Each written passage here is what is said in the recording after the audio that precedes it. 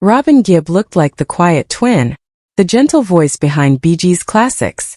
But in 1981, FBI agents were investigating him for death threats. At 17, he started using a drug that kept him awake for days. By his 30s, he had over 100 affairs and was banned from seeing his own children for 6 years. His behavior became so extreme that even his closest friends were scared. What the world saw was a talented musician. What they didn't see was a man spiraling completely out of control. Robin Gibb was born early in the morning, on December 22, 1949 at 3:15 a.m. He arrived 35 minutes before his twin brother Morris at the Jane Crew Call maternity home on the Isle of Man. That small gap in time would become a lasting symbol in their family. Robin, always a little ahead, was often seen as the quieter and more thoughtful twin, while Maurice grew into a more playful and relaxed presence.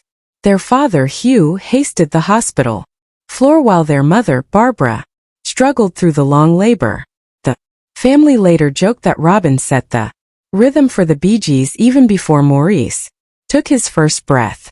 Both boys made it through the difficult birth, which was no small thing in post-war Britain, and their arrival became an important beginning to a family that would change music forever.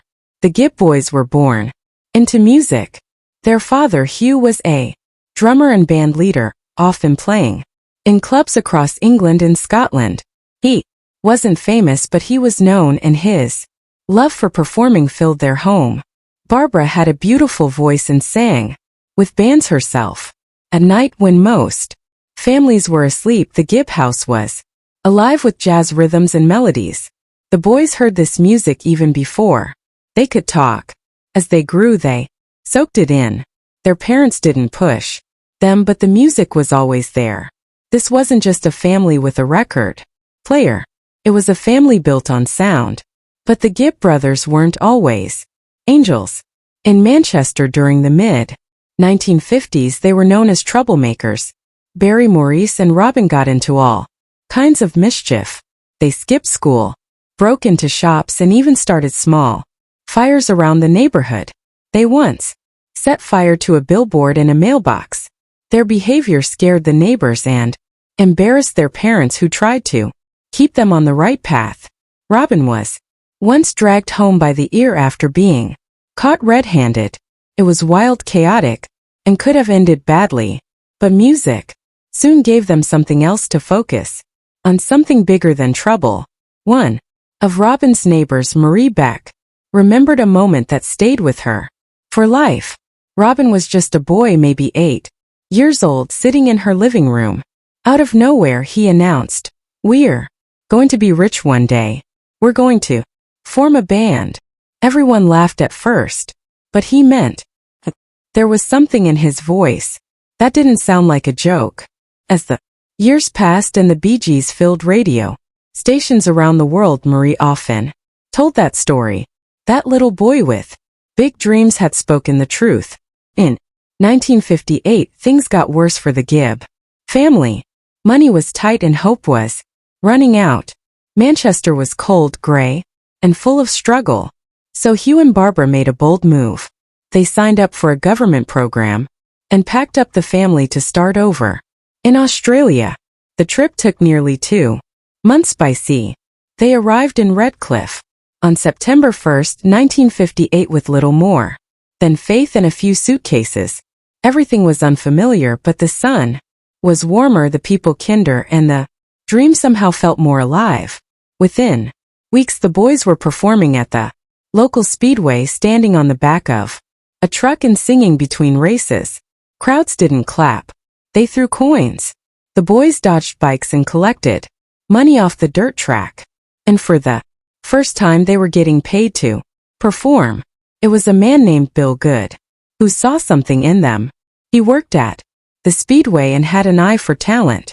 He introduced them to a DJ named Bill Gates, who helped give them a new name, the Bee Gees. But more importantly, Good helped them get a chance at Festival Records. In 1963, Barry was just 17. Robin and Maurice were only 13. Till they got signed. The recording studio was basic and they had to do everything live. If they made a mistake, they had to start over. But it didn't matter. They were finally in. Their first songs were simple and raw, but they carried something special. They were learning fast and their harmonies were starting to stand out. By 1966, things weren't looking good again.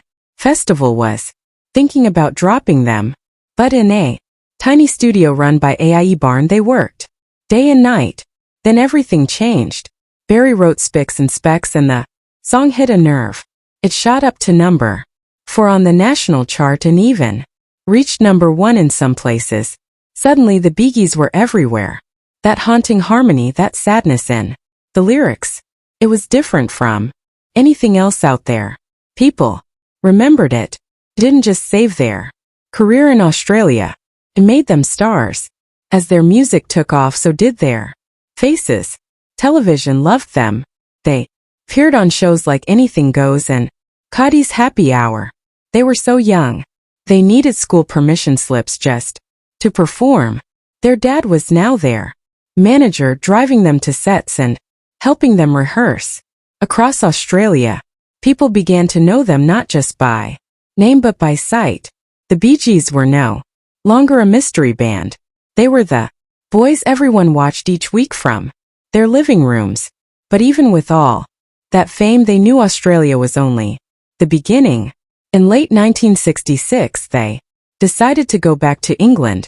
It was a big risk. They didn't have a contract lined up and they were leaving behind a country that had finally embraced them. But their manager helped cut ties with Festival Records so they could be free to move. On January 3, 1967, they sailed on the fair sky. On February 6, they arrived in Southampton. Unknown to them, their demos had already made it to England. When Barry walked into the offices of Pollier, they were ready. Within weeks, they were signed to a 5-year contract. Their new manager, Robert Stigwood, had big plans. The Bee Gees were promoted as the next big thing and they lived up to the hype.